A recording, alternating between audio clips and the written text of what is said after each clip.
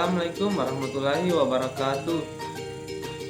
Perkenalkan, nama saya Wahyudi, mahasiswa Fakultas Hukum Universitas Madako Toli-Toli. Nomor stambuk A21010031 semester 4 kelas A. Baik, pada kesempatan kali ini saya akan menjawab tugas dari mata kuliah Hukum Pajak pada beberapa pertanyaan, yaitu pertanyaan pertama, 1. Jelaskan apa alasan negara memungut pajak kepada rakyatnya. Jawabannya yaitu pajak digunakan untuk membiayai anggaran yang berkaitan dengan pembangunan dan kepentingan negara. Sebagai sumber pendapatan negara, pajak berfungsi untuk membiayai pengeluaran negara. Pajak digunakan untuk menjalankan tugas-tugas rutin negara dalam melaksanakan pembangunan. Itu saja. Oke, kita lanjut soal nomor 2. Bagaimana menurut Anda penerapan pajak yang ada di Indonesia dan manfaat apa yang sudah Anda rasakan terhadap berlakunya pungutan pajak? Jawabannya yaitu di Indonesia perpajakan diatur dalam Undang-Undang Nomor 7 Tahun 2021 tentang harmonisasi peraturan pajak. Di satu sisi, aturan bisa memaksa wajib pajak untuk membayarkan pajak mengenai dengan ketentuan. Sisi lain, wajib pajak diberlakukan semena-mena serta memiliki hak banding gugatan dan lain-lain. Apa manfaat pajak bagi kehidupan sehari-hari? Sebagai sumber pendapatan negara, pajak berfungsi untuk membiayai pengeluaran negara.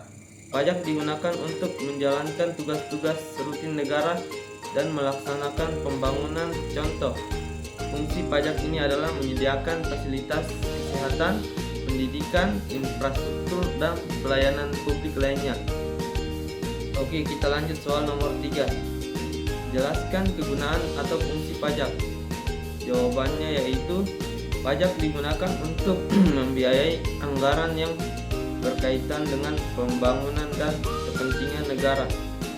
Sebagai sumber pendapatan negara, pajak berfungsi untuk membiayai pengeluaran negara. Pajak digunakan untuk menjalankan tugas-tugas rutin negara dan melaksanakan akan pembangunan. Oke, kita lanjut soal nomor 4. Jelaskan apa yang dimaksud surat ketetapan kurang pajak dan surat ketetapan pajak nihil.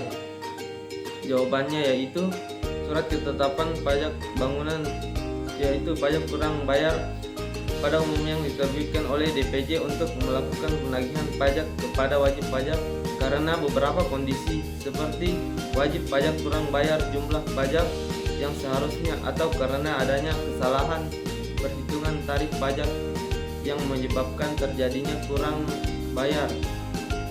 Surat ketetapan pajak nihil adalah surat ketetapan yang menentukan jumlah pokok pajak sama besarnya dengan jumlah kredit pajak atau tidak pajak terutang.